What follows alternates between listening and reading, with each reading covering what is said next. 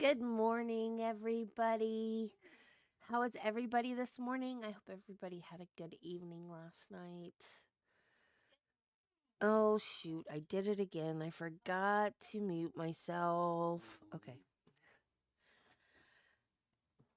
I have my breakfast in front of me. So if you hear a weird noise, that is Spike making his normal, I want some mommy noises. So we are on part 82, I think, of Phil Spector. I've got something on my glasses. I can't see. Before I read what Miss Judy wrote for us today.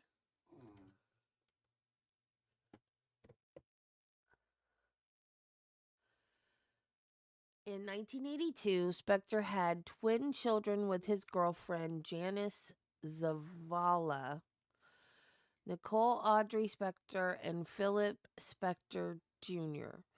Philip Jr. Philip Jr. died of leukemia on Christmas Day in 1991 at the age of 9. Oh, how awful. Oh, that is awful. Nicole, was she the one? What? Food. Um, Nicole was the one that testified, right? So she had a twin brother that died when he was 9. Wow. That must be so weird to have a twin. Well, I mean, I guess if it's fraternal, they don't look like you, but I mean, they look like you, but it's just like having another brother or sister. But if they're identical, that must be really weird. Hey, Jill. Hey, Judy. Ready for another anxiety filled day of hurry up and wait? Not really. I'm not. I'm so tired. Yesterday really, really took a lot out of me. I I didn't I've never had a verdict watch take that much out of me before. I really haven't. I think because it was the back and forth. It was okay, we have a question. And then it was back to the trial we were watching. And then it was another question and then back. And then it was, okay, Marie's family's coming to the courthouse. And then it was back. And then it was, okay, something's going to happen, but we don't know when, we don't know what. And then we're just watching the fan spin. It was a lot more stressful than I thought it was going to be. Usually, what happens is that I tell y'all bye and I shut off the computer, and then 5 minutes later, I hear that we have a verdict. Oh man, yesterday was rough.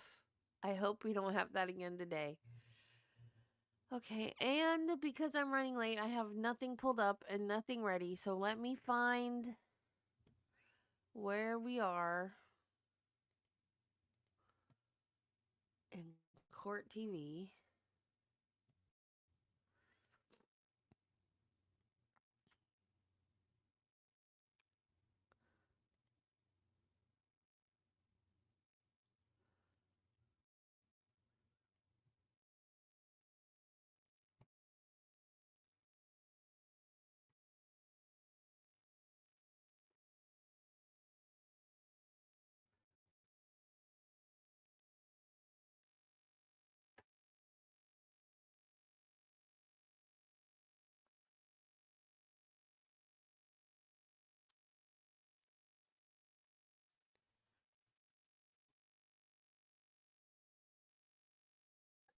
Oh hush.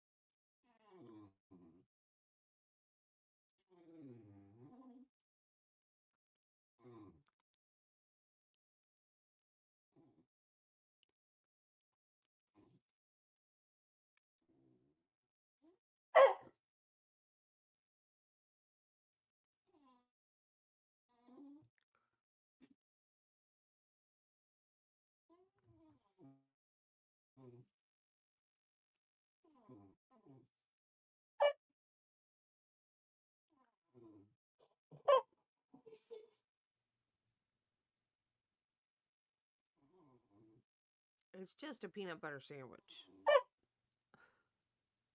You'd think it was like filet mignon or something, the way they're carrying on.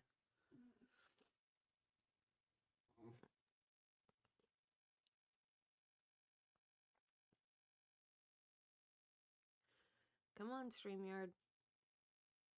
There we go. Spell your first and last name for the record. It's Nick Terzian, N-I-C-K Terzian, T-E-R-Z-I-A-N. Thank you. You may proceed. Thank you, Your Honor. I'd like to mark as people's next in order, just to take care of some housekeeping. 173. 173. 172 I have as a photograph. I thought you... Oh, that's of the investigator. That's our bad. Sorry, of course you're right. I love it when you talk like that. People's 173 purports to be a resume. People's 174 and 175 simply photographs of Miss Clarkson. Okay, thank you. 173 is a resume. This is on the back.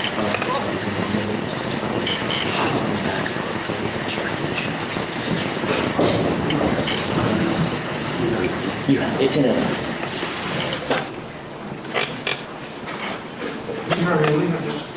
Yes.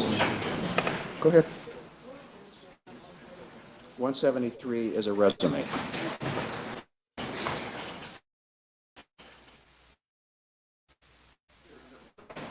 Okay.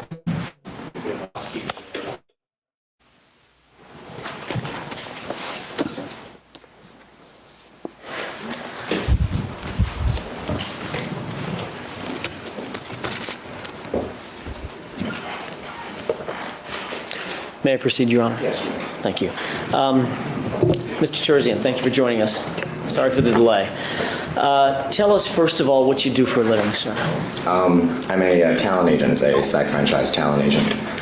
SAG franchise talent agent. Mm-hmm. And what is a SAG franchise talent agent? It's an agent who's franchised by the Guild, the Screen Actors Guild. Okay. How long have you been doing that, Mr. Terzian? Total amount of year, I would say 18 years.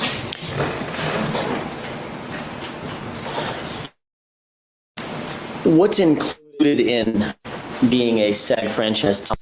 He doesn't look old enough to have been doing anything for 18 years.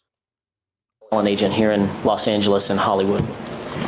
The job is obviously procuring work for actors. We also do, we have a print division also in our agency, so we also procure work in the modeling world too. So it's both in the on-camera commercial and the print industry. So we procure work for actors who are and models and place them, obviously, get them in front of the casting directors, the casting offices, and get them potential jobs. Our job is to negotiate on their behalf and make our commission. These actors slash models, sometimes they're the same folks, right? Oh, absolutely. These actors slash models, you refer to them in the industry jargon would be your clients, correct? Absolutely, it's our clients. Is there normally some kind of a relationship that's built up between an agent and his or her clients? Yes, there is. I would say for the question's been answered. Okay, the answer is yes. So. Describe that for me, please. A relationship between an agent and a client is extremely important because we are their sound. Okay. Again, this is a prosecution witness. Is this rebuttal now? Or is this just out of order again? This is the most confusing trial I've ever watched.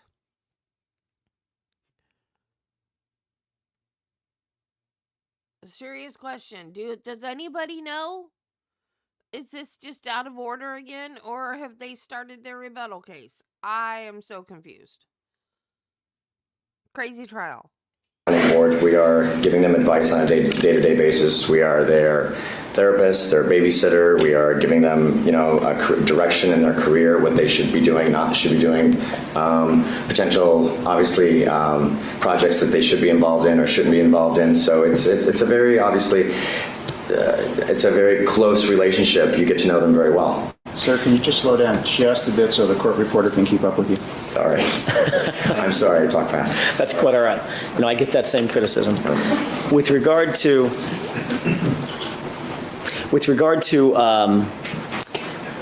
your position as an agent, let me ask you a question, or a couple of questions about a specific client. I assume that you have a, let's call it a book of clients. Roster. How large is your roster currently? Currently, it's close to 400 clients. And how large was your roster back in 2003, 2002, 2003? Probably close to maybe 250. Congratulations. Thanks. Did you know a person by the name of Lana Clarkson? They're so cute, playing off of each other. I like this witness. Yes, I did. How did you know Lana? I was her agent. How long had you been her agent as of 2003? As of 2003, I had worked with Lana approximately 11 years with a break, I would say someplace for about a year and a half. There was a break there when I had left the previous agency I worked at and opened up my own agency. You started representing Lana Clarkson in 1992 or thereabouts? Just about August of 92. Without using any proper names, were you working at an agency that was not your own agency here in Los Angeles at that time? Correct. All right. Where was that agency? It was based in Los Angeles. And Lana Clarkson was one of the clients that you represented as an agent working under the shingle, if you will, of a larger agency group, correct? Absolutely. At some point, Mr. Terzian, did you strike out on your own? I don't understand the question. Did you start your own firm? Yes, I did. When was that? November of 1999. And you currently have your own agency? Yes, I do. With employees? Absolutely. And a book of some 400 clients, a roster of some 400 clients. I think you've established what his roster is. All right. In 1992, how many clients were you handling in addition to Lana Clarkson when you first met Lana Clarkson and began representing her? It was myself and 2 other agents in the division. Non-responsive. Motion to strike. Overruled. It was responsive, I believe. All right. Now you may proceed. Can you go ahead and explain that? Yourself and 2 other It was myself and 2 other agents. We shared a total of, I would probably say, a good maybe 750 to 800 clients at that time. Lana Clarkson being one of them. She was one of them. Did you get to know her professionally at that point in your life? Oh, absolutely. And how would you describe the nature of your relationship, the closeness of your relationship, starting first of all back in 1992? I mean, it was the kind of relationship, obviously, that you have with most of your clients when you know that somebody is extremely talented and very good at what they do. You put extra attention to them because you know they're a moneymaker. We have, in the agency world, we do speak of who your moneymaker is and obviously who really isn't a moneymaker. Lana was definitely considered a moneymaker, so we paid extra attention to her, and we got to know her very well. Is part of your job, Mr. Terzian, and part of the skill involved in being an agent here in Hollywood or in Los Angeles, evaluating talent? It's part of what makes you good at what you do, picking and choosing. What about 1992 and moving forward chronologically? How would you evaluate Lana Clarkson's talent back then? Lana came in. I remember also. Lana came in approximately 1992, where she was bigger than life.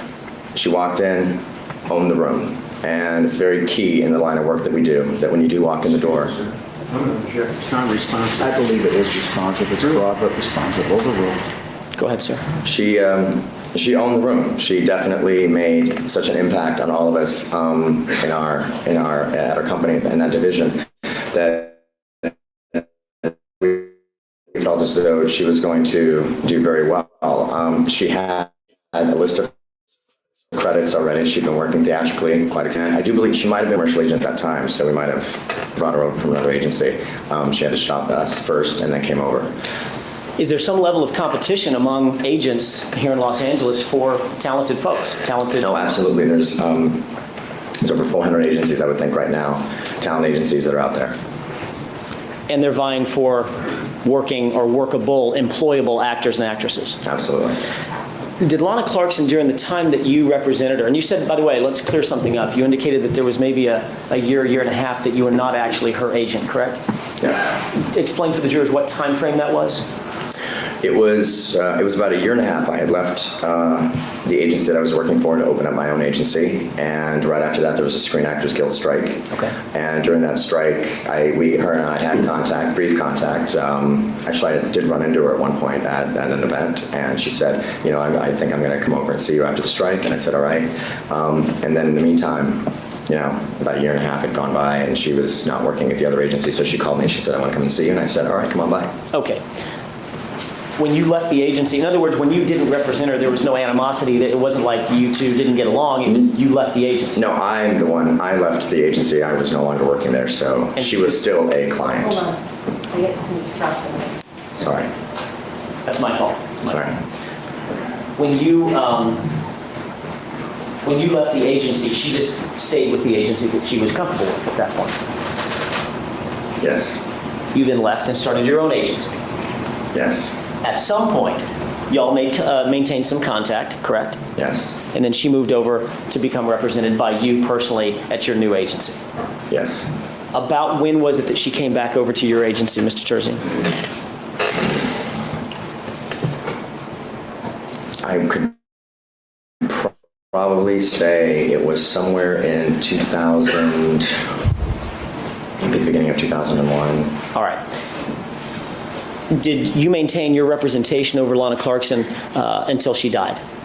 Yes, I did. So you were her agent on February 3rd, 2003. Yes.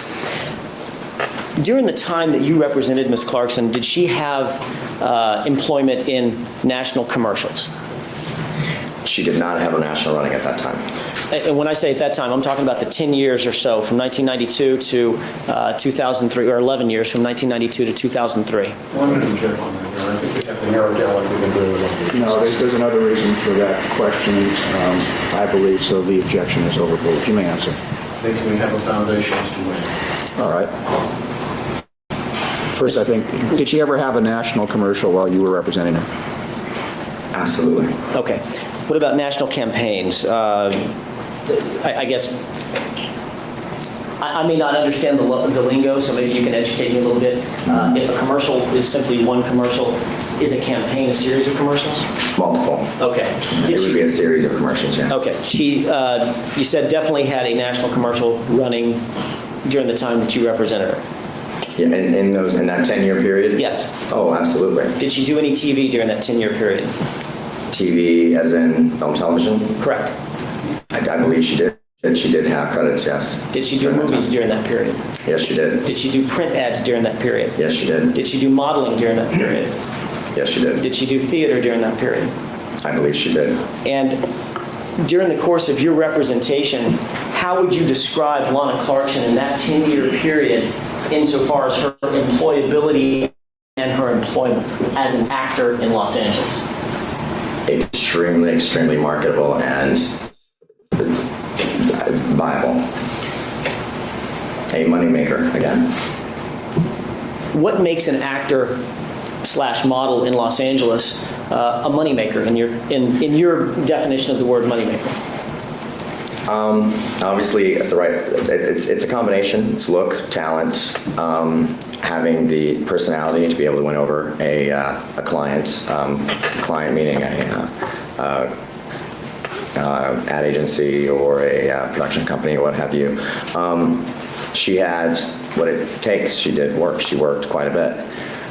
When you say moneymaker, are you talking about being the lead actress in the biggest blockbuster of the summer and like Julia Roberts, $15 million a year. Is that your definition of what's required for to be a moneymaker as an actor? Well, 10% of the industry, I would think, is on that caliber. Or even less, I would believe, if I don't want to misquote anything in that nature, but I would think that 90% of the actors that are in Los Angeles that are working actors don't make $50 million a year. They make a good living, but they don't make that kind of A-list caliber income.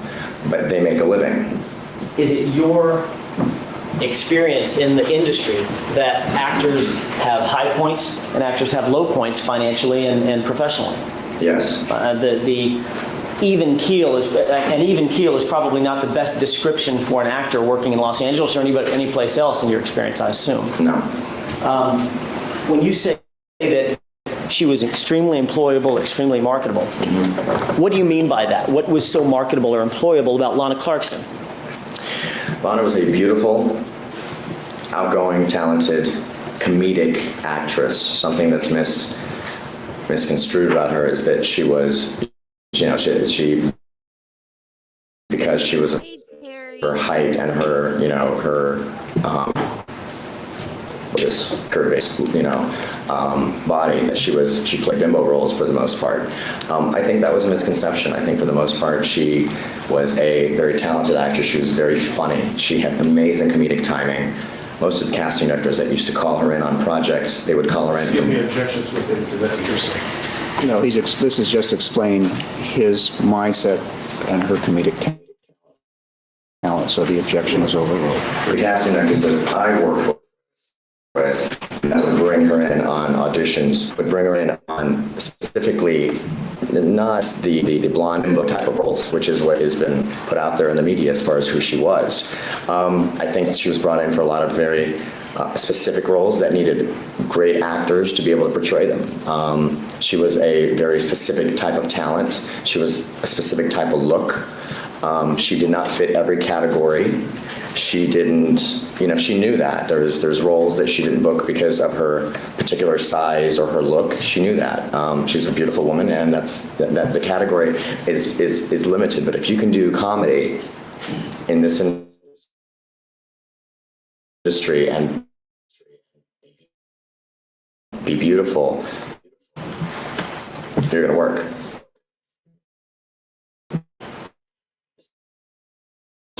There was a... Sorry. What was said in this trial?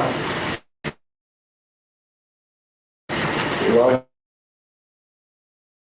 I think it's got to be come at it in a different way. no, there have been actually somebody based in and 40. She'd be inherently competing with Paris Hilton and other 20-year-olds for every role she was after. Can you describe whether or not, well, in your opinion, as an expert in the industry, is that an accurate depiction of Lana Clarkson as a 40-year-old actor in Los Angeles County? No, absolutely not. That's completely false. Why is that? A 40-year-old actress is going to compete against 40-year-old actresses. She's not going to compete with a 20-something actress. Lana was never competing against anyone in their 20s. She was competing, with women 35 to 40. That's the genre that she was competing in. That's the category she was in. She was never trying to be a 20-something actress. Except back when she was 20-something. Absolutely. All right. Is it your experience that as Lana got older, as she got more mature, she matured through the industry, that she was cast for and sought out roles appropriate for her age? Yes. Is that normal in Los Angeles and Hollywood? It's an evolution for every actor. There's also been a suggestion that, well, have you ever heard the phrase B-movie actress? It's quite a bit since she passed away. And you've heard that in connection with Lana Clarkson in the media. Yes, I have. And what is your reaction to that phraseology with regard to the characterization of Lana Clarkson? Yeah, Is the objection relevant? See what his reaction is. overruled. Go ahead, sir. This was one of the reasons why I actually didn't do many interviews after she passed away. I was contacted by many, many, many. This is not responsive. I assume that's your objection. It's sustained. Your Honor, we're of the same mind for just a second. Just for 1 second. All right. Mr. Terzian, let me try to direct your attention, and I'll ask you about the other part in just a second, but let me limit or focus your attention on your impression or your opinion about the quote-unquote B-movie actress label that seems to have been attached to Ms. Clarkson subsequent to her death. What is your opinion about that as her agent and an expert in the industry? I think a B-movie actress makes someone sound like they were not an A-list actor.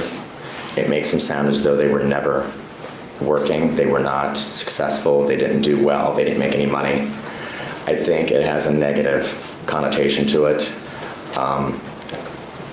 I don't believe that she was a B-list type of actor. How would you describe Lana Clarkson as an actor? Lana was a working actor. Are there many working actors and actresses in Los Angeles? Many. This is what, like, you know, what I was saying before. Excuse me, I'm going to interject. Becoming narrative, I think, has answered the question.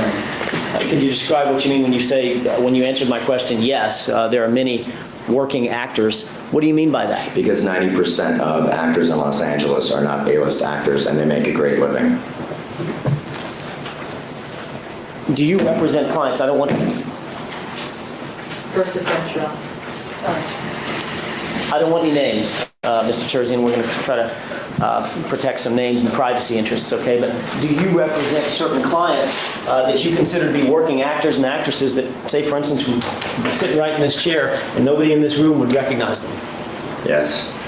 Is that an uncommon or a common phenomenon?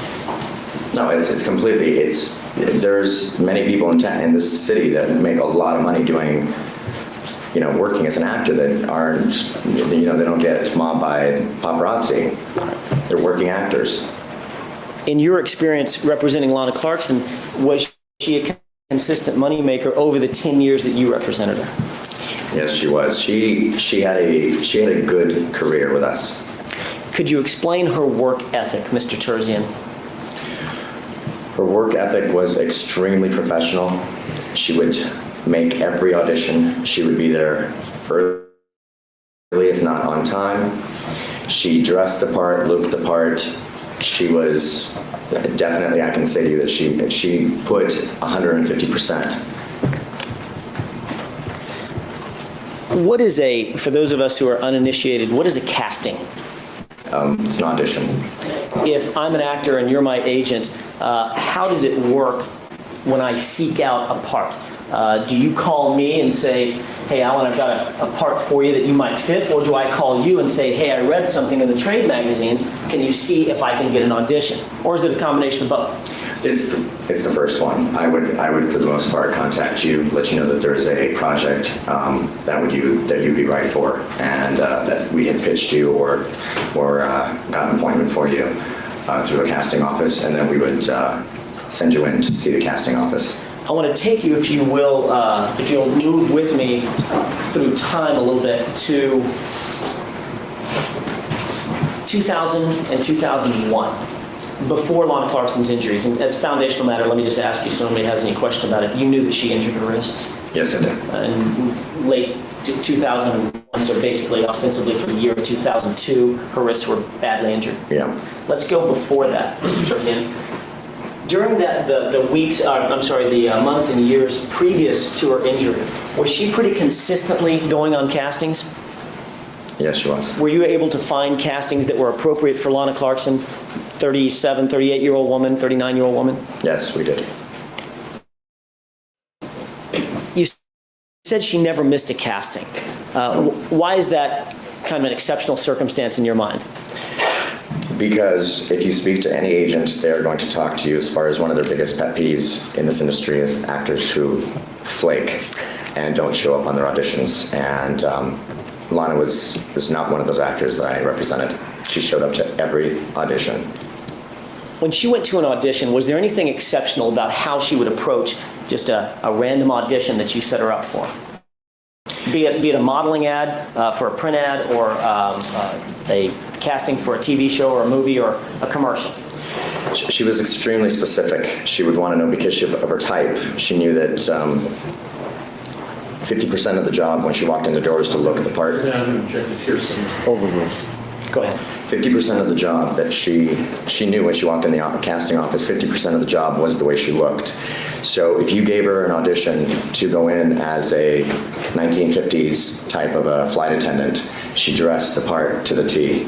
If you asked her to dress as a Vegas showgirl, she dressed the part exactly down to the T. She had friends that had costumes, costume companies, stylists, hair people, wigs, all kinds of stuff. She would dress the part down and then go into the audition like that.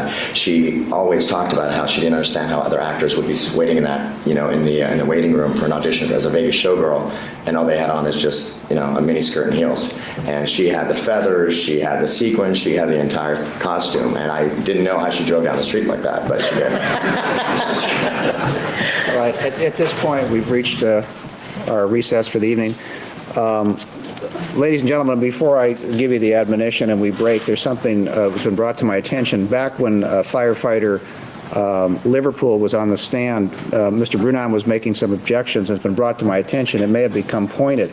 If so, that's my responsibility. Mr. Brunon is just doing his job. And if it's happened with him or any other attorney, they're just doing their jobs. This is a long trial. You get worn down sometimes, and you don't know that you're reacting in a certain way, but that has nothing to do with the facts of the case. So as a fact, he may actually be right about that objection. We're still taking a look at it. So I don't want you in any way to think that he was doing anything inappropriate. With that in mind, keep in mind the admonition. We will resume at 9:30 tomorrow morning, and the witness is ordered to return at that time. Thank you, sir. Man, do I hope there's a verdict today. Yesterday was so hard.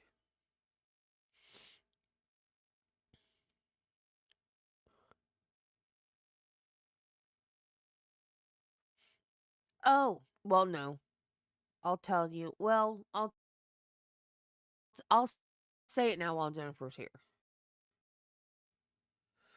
Um, last night I'm trying to stay, and I'm not well, I'm not trying to avoid YouTube. I'm resting my brain at night. It's what I'm doing. I'm watching old comfort TV. What are you barking at? Are you barking at the shop vac? What is your problem, little retard? Oh, I shouldn't have said that. I'm sorry, y'all.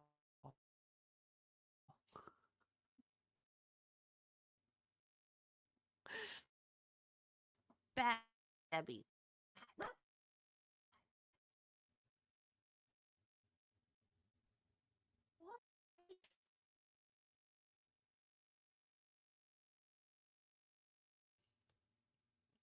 So, please, so I can thank.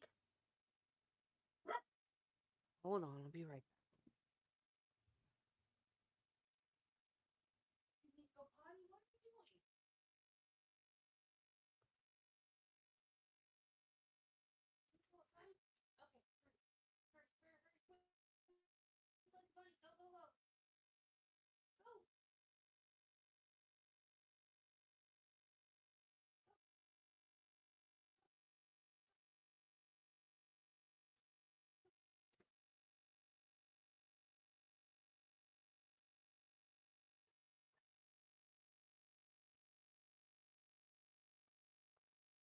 Okay, so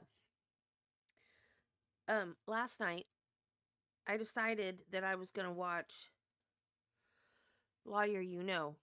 Right before I went to bed, I was gonna watch his video he did yesterday on the verdict form, and instead, um, I noticed that Turtle Boy was live, so I watched him instead, and he said a couple of things that made me really, really happy. one made me really happy. One kind of made me mixed emotions, I guess. The one thing that made me really happy was Turtle Boy was in the courtroom yesterday, and he said that they were all, when they got the 3 questions, they were all huddled together at the table, and they were kind of like in this frenzy.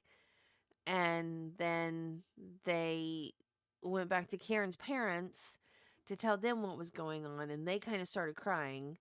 And then they went back to the table and were talking, and then Karen looked at Turtle Boy with a giant smile on her face. He said it was like the biggest smile he'd ever seen. So that's good.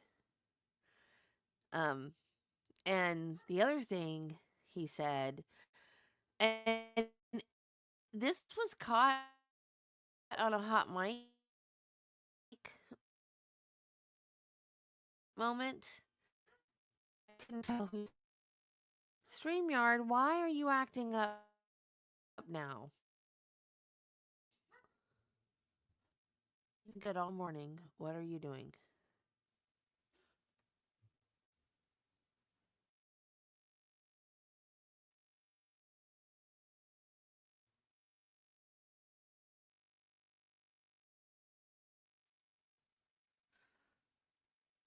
I'm frozen. Am I unfrozen? Can you guys still hear me?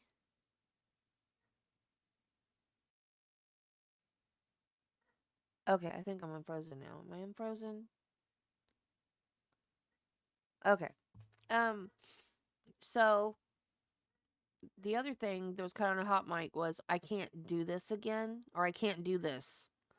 I heard I can't do this. That's all I heard, and I couldn't tell who said it. Turtle Boy said it was I can't do this again, Bob. And it was Alan Jackson saying that to Alessi. Meaning that they're thinking it's going to be another hung jury. So, on one hand, they're happy because they think it might just be the OUI charge, but on another, they think that it might be a hung jury. So, I'm thinking maybe if it's another hung jury, that Alan Jackson may not be able to do it again. So, that's why I have mixed feelings. Like, a hung jury is good for Karen because maybe they won't try her again. But then if they do try her again, maybe Alan Jackson won't be your attorney. I mean, he lives all the way out in California. He's away from his family how long? These trials are massively long. I don't blame him. I mean, he has a family and his own practice back in California. So, I mean, I get it, but still, how disappointing would that be? And he knows it better than anyone. Well, I mean, I guess just maybe Yannetti and Bob would take it over. Oh, yeah, and they called her Karen, not the defendant. Yeah. Yeah, he mentioned that too. He also mentioned that the foreman, who never changes expression ever, smiled at Karen's parents, looked right at them and smiled. So that's encouraging too. So, so I was going to mention that when we started the next stream, the Verdict Watch stream, but I wanted to get that out while Jennifer was still here because I know she's going to go over to RA stream. So, but yeah, all encouraging things. So, I was happy about that. Yeah, and the jury form was just as confusing as it was last time. Seated, and the way the relationship and the defense Welcome, Jennifer. team, so to speak. While it may not be unusual to have, quote, a defense team and have more than 1 or 2 lawyers, this is a rather large team. Mr. Cutler was originally denominated as lead counsel with the other attorneys working for him. Obviously, that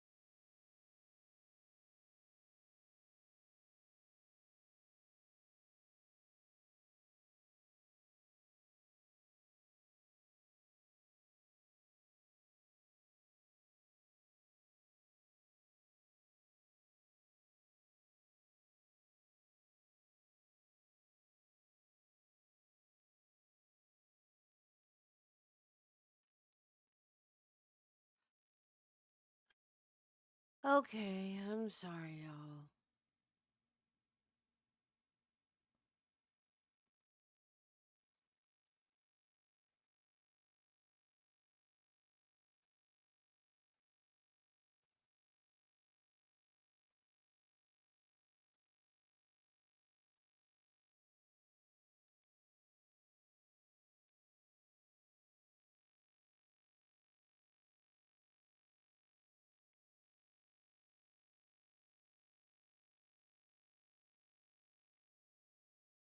Unusual to have, quote, a defense team and have more than one or two lawyers. This is a rather large team. Mr. Cutler was originally denominated as lead counsel with the other attorneys working for him. Obviously, that relationship has changed, and that's fine. That's for the defense team to work out. In his absence, and the court took a waiver because he, quote, was lead counsel, Mr. Rosen has taken over the burden of examining the most witnesses, with certain specific witnesses being assigned to certain lawyers. Mr. Plord takes certain medical testimony. Ms. Kenny Bodden takes scientific or computer testimony. Mr. Rosen and Mr. Brunon take the bulk of the rest of it. But at the same time, Ms. Kenny Bodden has not been present for the entire trial. I don't know what the reporters note, but I will note for the record that she is often in and out of the courtroom. She goes out to either interview witnesses or question witnesses, but there's many times when she is not present here. Mr. Brunon is here only part-time. Mr. Rosen has been the one constant. He was gone, I think, for one time to make a federal appearance, and because he wasn't critical to the witness that was either being examined on direct or cross, I don't remember, and we took a waiver as to that. But the bottom line is, it has been the defense choice throughout this entire trial to have lawyers in and out of the courtroom. And I have talked to counsel in chambers, Mr. Spector. I am quite confident the witnesses that the people are presenting today are witnesses that are assigned to Mr. Rosen to cross-examine. And Ms. Kenny Bodden would not be active in the cross-examination of those witnesses. She would have nothing to do with it. Based on that, I'm going to respectfully decline your request not to proceed with trial today. We are going to proceed with trial. If we get to the point where a witness, and I'm hopeful that Ms. Kenny Bodden will be back very shortly, if we get past that point and there are witnesses where she was the person that was expected to cross-examine, or we're farther down the road, I'll have to make a decision at that time as to whether and how we can proceed, and I will at that time. But for today, you're not being put in a negative position in any way, shape, or fashion from what I've been told by your other counsel, and therefore we're going to proceed. All right, with that in mind, let's bring out the jurors.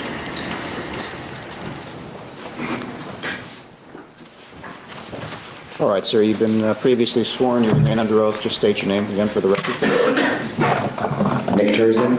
Okay, and remember to speak slowly. You may proceed. Thank you. We have 2 copies. Try to be sensitive to that. Mr. Terzian, yesterday when we left off, we were chatting about Ms. Clarkson's work ethic. Do you remember that? Yes, I do. Okay, I'd like to follow up on that a little bit and continue talking about that for just a quick second. You said that she was somewhat different than a lot of your clients because even at a casting, at an original audition, she would kind of go all out. And I think the last thing you said was if she was doing a Vegas showgirl, she'd have a giant headdress and big feathers and stuff, and you didn't know how she even drove down the street looking like that, right? Absolutely. All right. Was that commonplace for someone, one of your clients, if you're sending that client on a casting or on an audition, to go that far above and beyond to actually dress the part of the potential part of the audition? Never to the extent that Lana did. Was that advantageous for Lana? Oh, absolutely. How so? Yes. It's the industry is in the sense that when you actually walk in the door and you look the part, and whether a director, a producer, a client, an advertising agency is looking at the talent when they walk in the door, when you actually look the part, chances are 50% of the job, you've already got the job. Was Lana Clarkson a better booker, if you will? You know what? It's almost 9 and we're only 4 minutes into this. Let's just do this. Let's go ahead and jump over. Take a look at the courtroom and Karen Reed, and then while we wait, if they don't have a verdict right away, because they might, you never know. Then we'll look at day 4 of the coroner affair murder trial. So I'm going to go ahead and end the stream, and we're going to go over to the other stream. Oh, I forgot to make a portal. Hang on, guys. Let me make a portal real quick.